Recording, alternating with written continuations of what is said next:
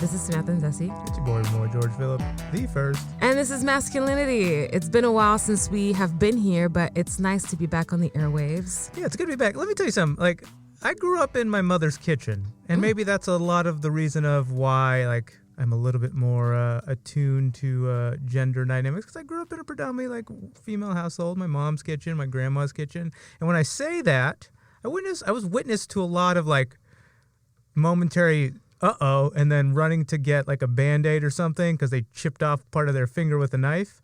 Today I took a good chunk of my finger off. Oh, shit. And it was the first time that I've ever taken a finger off, or a decent, like, I'm missing part of my finger. Oh, my God. And you're missing part of your finger? I am proud to have done it finally. Okay. I am proud to have my finger wrapped in some, like, effed up tourniquet that I'm not going to front. It looks like a tampon. I don't really know what a tampon looks like all the time. Samantha, anything? You don't know anything? I mean, I do, but like... Come on, bro. Yeah, I mean, it does look a little bit like a tampon, but I'm not going to stay there. I'm just going to say, I'm going to ask you where you were chopping. I don't want to answer that question because it's going to make me look like just an idiot. I threw something that was hard into a food processor, and the food processor didn't work, so I was like, oh, I'll just take a knife to it. And then it had oil on it, and then the knife slipped, and I was like, oh, shit. Oh, that's a pretty normal accident. Yeah, I once chopped off something, cutting a mushroom. And if anybody knows me, they know how much mushroom I eat. There's no reason for that kind of bullshit. Yeah. All right. So anyway, well, I love your jacket. I want the same one. Where did you get it? I don't know. It's beautiful. It's my favorite color. And that's awesome. We kind of wanted to get on the airwaves, actually, because we have lost someone who... Okay, I'm getting reactions from Remoy, but I feel like we've lost somebody who made a big difference for a lot of people in this world. What? Oh, come on. Really? You're a basketball fan. I am a huge basketball fan. You don't think that Kobe made any difference for the game? No. Oh, shit. Okay. All he did was just continually perpetuate fucked up masculine conventions and stories and like everything about this I just don't get. Okay, that's interesting. I mean, I think that I'm going to try to refrain from getting too like passionate here. No, please get passionate. This is mind-boggling to me. I'm very much on the fence. I was really sad. Like, I cried. I see. I feel like a lot of people were and cried. I have no idea why. Listen, I was really surprised. Take me there, because I have no clue why people are so heartbroken. I think it was like the shock of it. You know, as much as like, you know, while Kobe was alive, to be honest, I used to be a really big Kobe fan. Like Kobe and Shaq days, that was my duo. And truth be told, I was never a Kobe fan. I'm a basketball fan. Yeah. I was never a Kobe fan. Okay. I mean, I used to be a Kobe fan. And then I went through a period, when you, like all these things that you're describing about him being like overly like hyper masculine and like, you know, Mamba mentality, all those things. Like a petulant boy child? Sure. Yeah. Sure. I actually did not. Can we glorify that now? I don't know why, but anyways, go ahead. Okay. I mean, I did not like Kobe during his tenure as a basketball player. Like probably, I don't know. I can't really talk about like the exact years, but when I was a basketball player in high school, and then I stopped being a basketball fan in high school. Stopped being a basketball fan. Came back to basketball fan and hated Kobe. And I mean, you know, my brother, I came back being a Clippers fan. My brother is a huge Lakers fan. And so we kind of had that little banter, kind of like that rivalry or whatever. So I'm sure that fueled it to some degree. But I mean, I cried and I did not expect myself to be as moved by this loss as I was. But like when I was like looking at like the kind of, I did love Kobe's contribution to the game. Like he was a really, really good basketball player. He was somebody that, you know, I feel like a lot of people fashioned their game after his. And, you know, in later years, he became less of an asshole. And I relaxed a little bit in my annoyance of him. But when I was looking back on everything that he had done and, you know, kind of the spirit of excellence or whatever, so to speak, of like being somebody who is so like unstoppable in his quest to be the best ever. And that was a constant, I think, in our era. And the fact that that's no longer there, for me, felt like a loss and like something that was like if there was kind of a void. And I think that that's why I reacted so emotionally. And then, subsequent to that, it became very complicated because, obviously people brought up the rape charge. And, I'm on this show, like, obviously the whole reason why I wanted to do this show was specifically to address rape culture and then zoom out from that and talk about masculinity and patriarchy, all of that. So, yeah, it's complicated for me. I'm getting it's a little bit less complicated for you. No, I mean, I think, and I don't want to step on people's grief. I honestly don't understand. Yeah. And I want to understand, but I also, like, I don't even necessarily think we need to talk too much. Well, we do, obviously, for context, because it is the pinpoint of this whole discussion. But I don't think we need to even talk so specifically about Kobe. What my almost total frustration with is, like, I want to hold our society accountable. Like, Kobe's dead, and that's unfortunate, and his daughter's dead, and that's really fucking sad. And everyone else on that helicopter, her teammates and the parents of those teammates, that's horribly sad. But the way that our culture, especially like woke Hollywood, LA culture, and just lionizing him, and everything's an elegy right now to him, it's very confusing because he was not a great human, and he did a lot of wrong things. And the things that we're lionizing right now are things within masculinity that we would be critical of 14 days prior. So I don't understand. I think, if anything, this isn't about talking explicitly just about Kobe and frustrations with the Kobe. Kobe's, again, passed. That sucks. I mean, that's sad. But we need to hold ourselves accountable and a society accountable for saying a lot of things post Me Too and post Weinstein and so on and so forth, but then in the wake of a person's death, like, pretending like that isn't there. Or like when people talk about Kobe, they say, oh, there's these complexities, as if it's like this thing that we can't talk about, and then jumping back into the immediate of glorifying him. And I don't understand. So I want to stop there for a second because I was thinking about that, and I have been having conversations about it because I was kind of like, yo, like, I'm obviously very sad, but then also, like, I can't ignore that this shit happened. And I think people had a problem with the timing.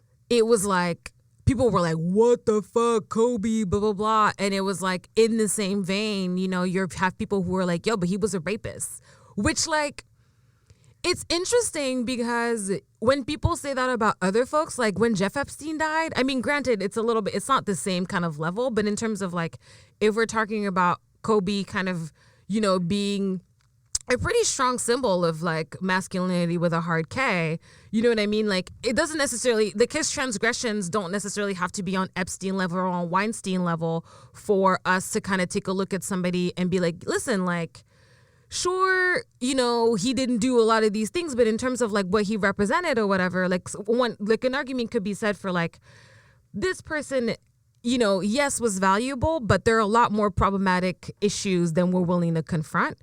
And but people were having that conversation that day, I think. And I think a lot of people were still like, yo, like, literally Kobe Bryant just died, so I'm gonna need y'all motherfuckers to chill. I still don't understand why. Okay, sorry. And I just want to say that I did not have that reaction. Okay, cool. Because I didn't have that reaction, but I still couldn't understand why I was still so stuck in my grief that I didn't even want to think about the rape allegations. I didn't want to think about all the different ways that I actually couldn't stand Kobe for a lot of the time that he's been a basketball player. I didn't want to think about that because I was, like, so in shock and so hurt, actually, that he was, like, dead, that, yeah, it put me in the place where I was like, I got both sides in that moment, but, like, I couldn't even confront, like, my own shit. So, yeah, I mean, it was confusing. It was weird. It's a little less confusing now. But I think, like, when it happened, I was like, I can't even deal with this right now. I'm just really sad, and just, like, started watching Kobe highlights and shit. You know what I mean? So, yeah. No, I mean, when you lay it out like that, I get that. And I can get specifically where you're coming from personally. And again, I think, like, there's, like, for more context, and again, I don't know any of, like, the specific details of Kobe's life, but from just a very cursory 30,000-foot kind of view, it's like, he's growing up under a father figure who's this basketball player who's successful, but not, like, professionally at the top of success. But I can only imagine kind of the ideas he instilled on Kobe as a young child. And Kobe grows up in Italy, and Kobe grows up in America, but not with the very kind of traditional socialized experience because of his dad being a professional athlete and traveling around the world. and then jumping straight from high school into the NBA. And again, never having a truly socialized experience that's normal to what we call normal. And so I can completely understand that the complexity of Kobe's upbringing and life added to the complexity of who he became and how he became who he ended up being. Fucking Mamba. And so Which I hated when it first came out, by the way. But if we're going to talk about complexity, then we can talk about complexity, and that's fine. But to just like pretend like, or not even pretend, like just to acknowledge complexity like in a moment and then bypass it as if that's it, we said it, and then we can move on and just pretend like that didn't happen or that we've done our job, we're responsible because we acknowledged some sort of complexity in quotes, and then continue on with just this glorification of. Do people not remember, like, he was a joke? Nobody, like, he never passed the ball, and when he did, like, he was so self-important on the basketball court. Like, within the last 2 years, like, teammates, like, he flew on his own separate flight. He did not fly with the team. The team, he had nothing to do. Like, I just why? I don't understand. Like, do we not remember? Do we have that kind of like memory loss when it comes to who Kobe was as a professional athlete? And this goes back to like the 90s and Jordan. Like, it's a homage to like old school, again, problematic masculinity. And sure, like, Jordan was my hero as a kid, but I have to hold myself accountable to who Jordan really was as a human, not just a ball player. And like, I get that's complex, especially when it comes to African-American identity, which doesn't have many opportunities and who's been put in a situation of being victim more so, and then that becomes victimizer, and we can talk about that complexity, but then just to actually not talk about it is like mind-blowing. Kobe was like lifted up the same way that Jordan was lifted up, and they were always compared, because in general, that's what we value as a competitor. That's what we value as like the representation of like excellence. That's what we value. It's part of a legacy. And so, yeah, to your point about making sure that we're keeping ourselves accountable. I just want to call into question. A few weeks ago, we were having a conversation about workplace competition culture or something. How is that not directly connected? And one is problematic, and then the other is like, eh. I like hear what you're saying. Competition, like literally, we've created a culture of competition. So yes, if somebody is at the peak of competition and doing it by themselves, we've glorified them. But then if we're going to call that actually, wait a minute, that may not be beneficial for society, then we have to call into question that the person who is like emblematic of that, literally, we have to wait, they may be problematic. Yeah, I'm not arguing that at all, because I think that, you know, in my own now honestly kind of mostly posthumous love for Kobe, if I'm being really honest, I was starting to like him more. But like, yeah, if you had asked me about Kobe like 4 weeks ago, I'd have been like, yeah, I mean, whatever, he did his thing. I didn't watch his last game. You know what I mean? Like, I was happy for him, whatever, but it wasn't. But yeah, so yeah, it really stems from this kind of like already understood status quo. This is just the way that things are. We can't even really imagine what like competition, like what healthy competition or world where people can play sports but not have that type of attitude kind of like dominating. I don't even know what the fuck that would be like. I mean, I'd shout out to my boy Steph Curry, but you know, whatever. So I'm going to play devil's advocate here, because I'm from California, okay? I'm from near the Bay Area, so like the Warriors are technically my home team, and a lot of my homies give me a lot of shit because I like the Clippers, fine. But one of the things that I've consistently said about the Warriors, that even though I love them and I want their success, is that they don't have heart. And now that I'm hearing myself talk about this, I'm like Draymond is the only one that has heart.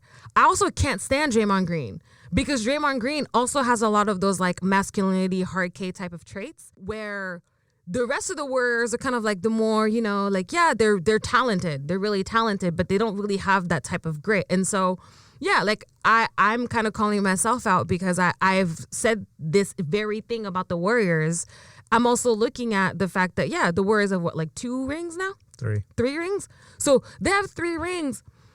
You're looking at Mike, you're looking at Kobe. Those are people who have 5, 6 rings, you know? So it's like, I don't know. Yeah. For me, it calls into question like what we deem like the kind of competition, what we deem, can that be deemed healthy competition? And like, if we deem it healthy competition, like, does that require like a transformation of basketball as we know it? I don't know. I mean, you win or you lose. Who cares? Like, it does. Well, yeah, but what does does that matter? take though? What does that take? I mean, my question is like, we're watching a dumb game. I mean, Winning is cool. I want my team to win. I want the Warriors to win. If they don't win, that's sad. Oh well, that doesn't change anything about who they are as individuals or whatever. What's problematic about this is, like, again, the culture that we at least were hopefully evolving out of is the fact that it used to be win or lose means win or die. And it was held to this high, hyper terrible masculinity that it was do whatever it took to win. And granted, that comes from a culture that enabled that and incubated such ideas, but now we're evolving. And all I want to do is just, again, hold a culture accountable, especially like a coastal culture that has been for like the last 2-3 years trying to hold men accountable.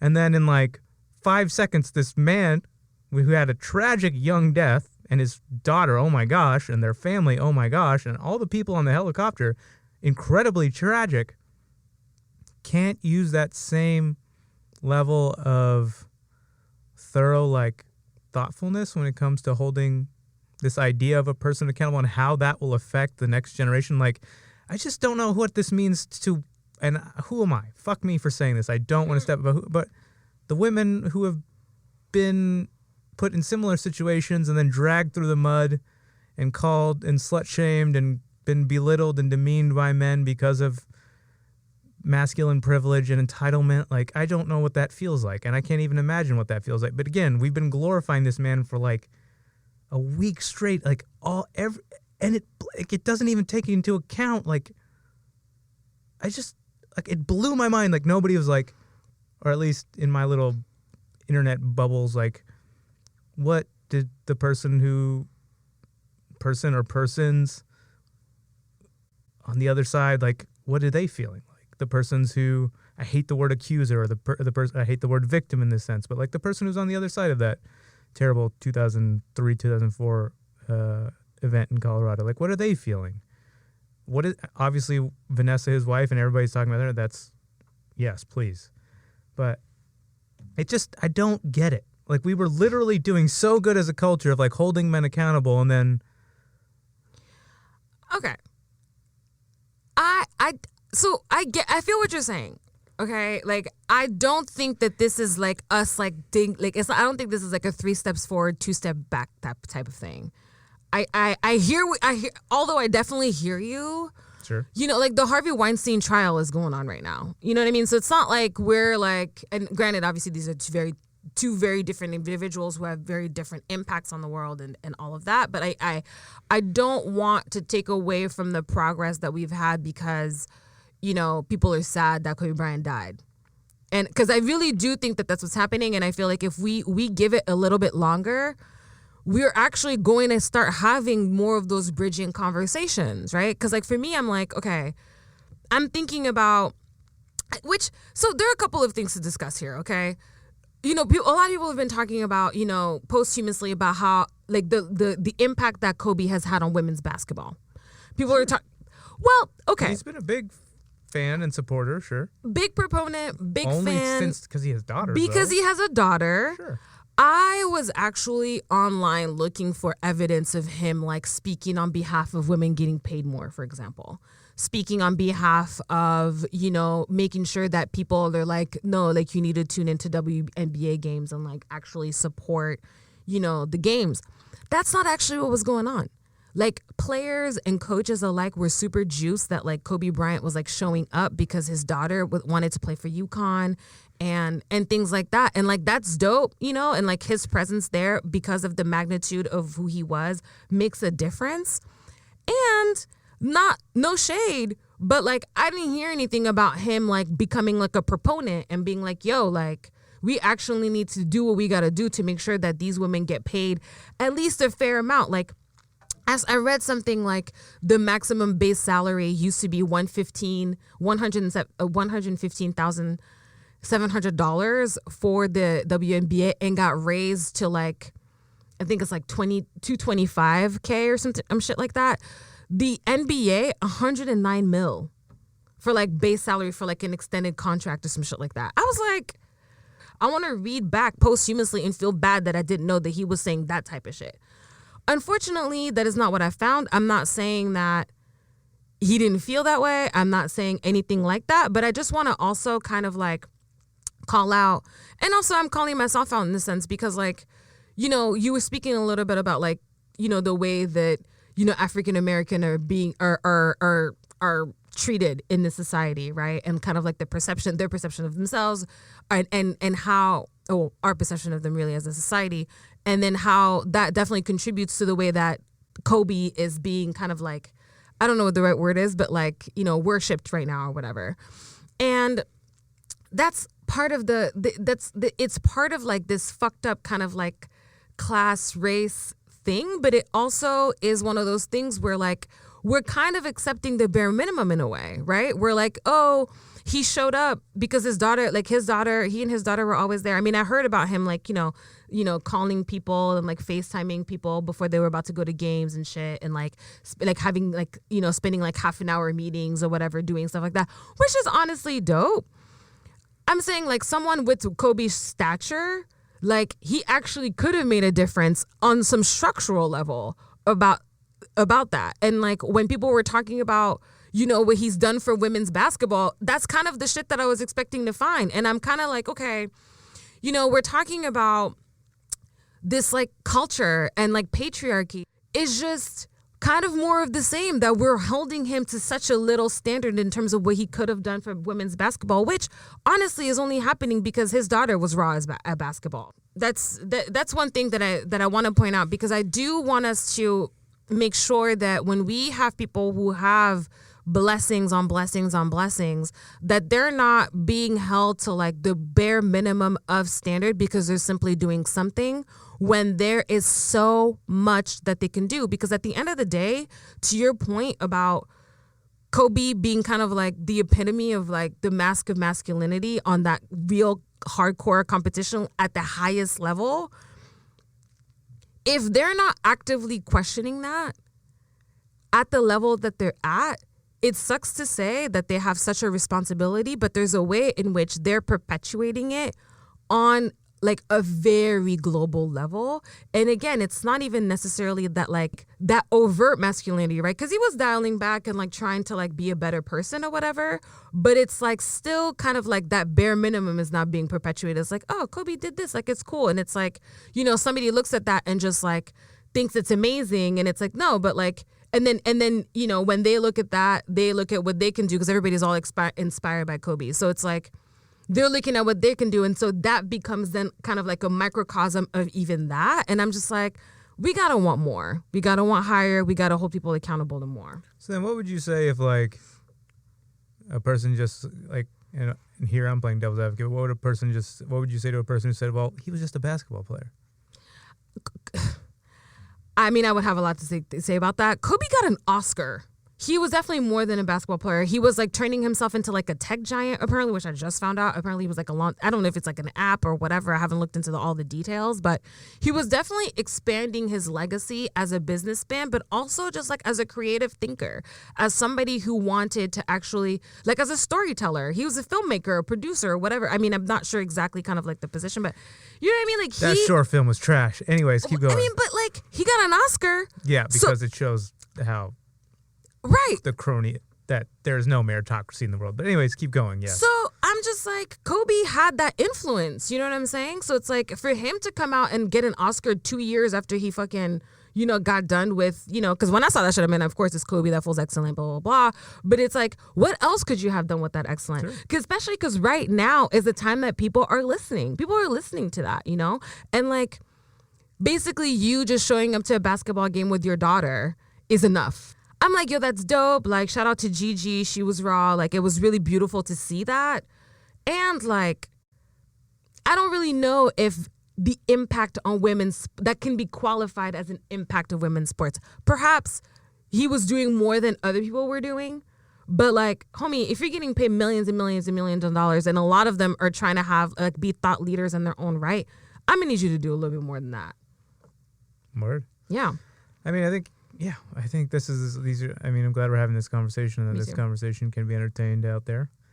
Again, I don't know if it's fair to call into question, like, be critical of Kobe, because Kobe's passed away now, and that's unfortunate. I think it's just a better conversation of how do we hold ourselves accountable and continue to hold ourselves accountable to have just better conversations and better understanding of how we think about these things and how the things that we say and the things that we think and the things that we think are true have effects, and have effects on the culture as a whole, but then on generationally how they will affect kids and the future generation and so on and so forth. I agree. And one thing that I want to kind of bring up before we shut down here is, so this brought up main questions for me about like redemption, right? Like, can somebody actually redeem themselves? When we talk about compassion and accountability, is it possible for us to have compassion and accountability that lead to redemption and not have it be an erasure of survivors' experience and like what they've dealt with? I think that that's something I don't know if I can, and I don't know if I can answer that. I'm not a survivor myself, but I want to ask that question because I'm just like, there's gotta be, until rape culture is over, until we're no longer playing into these kind of like notions and like bequeathed ideals, we're gonna continue to deal with this type of bullshit. Sure, there's more accountability, but there are a couple things that I want to bring up here. It's like there's a culture of accountability that's happening. Great. We've seen how that has led to, for example, when we're talking about the workplace, we've seen how that's turned into, okay, I'm like scared of like doing any bullshit around like women that I work with. So let me hire a little bit less women. Let me not include women into like in specific meetings or whatever. Let me not go, like include them in outings, or let me have less outings or whatever. So it's like not become a situation where people are changing their behavior. They're just being avoidant. So if we're dealing with that, with that kind of situation, we've seen, so there has to be like a recalibration of the way that we're handling that situation. I personally believe that if we are able to create, a space of being able to have those conversations in a space of like somewhat having like a redemption, like some kind of redemption and compassion with accountability, I do believe that will actually lead to having less of the type of like rapey bullshit. But I'm not sure how to do that in a way that makes people who have survived such assaults be safe and be heard and be validated. You know what I mean? Because it would require, because really the forgiveness and the moving on can't really be dictated for them, right? It's like all society being like, oh yeah, things that people do bad things or whatever, let's move on. But for the person who actually went through that, it's not quite that simple, right? So I'm just kind of like thinking about that and like how we can move forward and make sure that people are heard and validated. But also like, I do think that, yeah, it will require being able to exist with both of those kind of feelings and thoughts in order for us to have really constructive conversations and move forward, constructively. Well, then I think this is emblematic or a very interesting story that happened over the last couple of days. I may speak to this in a very, very subtle capacity, but like, you see what happened with Terry Crews and Gabrielle Union? So I only watched the clips, right? So basically, Gabrielle Union has been getting flamed because she called out, what is it? Like, it's one of those like American Idol type shows. Huh? The View. It was on The View? No. I think he was on The View, but she's like on America's Got Talent or some shit like that. Sure. Yeah. So she's like on one of those like contest shows, and she basically called out like, I think Jay Leno said some bullshit about like Asian people or whatever, and she was kind of like, yo, you might not want to say shit like that or whatever, like you might want to like dial back. And I think she like, when that was found out, she was kind of calling out like, yeah, like this is actually kind of like an environment that's not so safe and like so great for people of color to work in. And like, yeah, I do kind of like endure like there is kind of like a context of like a little bit of racism in this work environment. Terry Crews goes on The View or one of the morning shows and is like, I have never come across that. And basically like, I don't understand why she's saying that. And if she were to, I don't know, come up with solutions or something like that, but I can honestly say that that's not true and that she should have tried to do something differently or something, kind of like putting it back on her in a way, to which I say, what the fuck? I mean, we'll post it, guys. I don't know exactly what was said, but basically what you need to know is that... Well, then, did you read his apologies? No. What apology? What did he say? Tell me. I don't know. I didn't read it. Read his tweets. I'm looking this up. Hold up. Okay, I want you to know that it was never my intention to invalidate your experience, but that is what I did. I apologize. You have been through a lot in this business, and with that, I empathize with the struggle toward fairness and equality in the workplace. I hear you. I respect you and understand you. I'm sorry, and I'm here to support you. I spoke from my own personal point of view without first taking into consideration someone else's experience. But he said something about, I'll allow disrespectful comments directed at me and my family to cause me to react angrily instead of responding thoughtfully. This certainly caused more harm, and it is my hope that I can amend any pain I have caused to those who were hurt by my words. I am going to be real. I want to see that in action, just like I wanted to see that with Kobe in action. I think that, apologies have become the move of Hollywood. And what strikes me about, this whole thing with Terry Crews is that, he already went through his own bullshit. So the fact that he said these things about, well, I don't know, maybe I'm being a little too harsh here. Maybe this is redeeming enough. You know what I mean? Like, I do want to see that. I think that that's like a really good first step. I want to see action on that part. This is empathy. Like, literally, it's the word empathy. Empathy means, like, not to...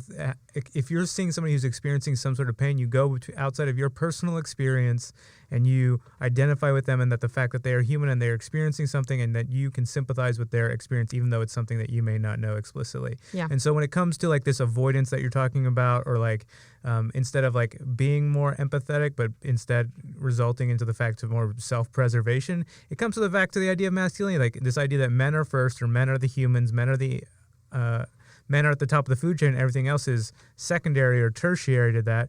That is not the case. Like, men and masculinity and the performance of masculinity has to, like, wither away to the fact that men can then identify that everyone else is just as human as they are, and the trials and tribulations, or like the experiences they have, are just as valid as their own. Yeah. And so it comes back down to this corny ass word that is empathy now, because it's been overused and kind of become so trite in society. But it's the actual application of the word empathy that is the only, it seems like, road or path towards any sort of equality between us all. So yeah, guys, I mean, we would like to hear a little bit about how people are feeling about this. Like, I definitely want to hear some opinions about that. Reach out, because I think that it is kind of incumbent on, it's not kind of, it definitely is incumbent on all of us to try to, move the needle forward in creating this, like, magical context where we're actually able to, be accountable and compassionate at the same time. And so, it would be great to actually hear your thoughts. Please, tweet at us, send us Facebook messages, send us emails, you know where to reach us. It's always going to be maskulinitypod, that's with a K, on all the socials. That's going to be Facebook, Twitter, and Instagram. Do you have any last thoughts there, Remoy? Look, there's a movie, 1917. A lot of people have seen it. Maybe you've seen it, maybe you haven't. It's really good. People talk about it. It's really good. And the cinematography, like the one-shot kind of like tracking shot thing that's like cool that people have been doing for like the last 5 years, 10 years over TV and movies. And it's great. Yep. Fantastic. Love it. Great. But I will say this. There's a movie on Netflix called The Body Remembers When the World Broke Open.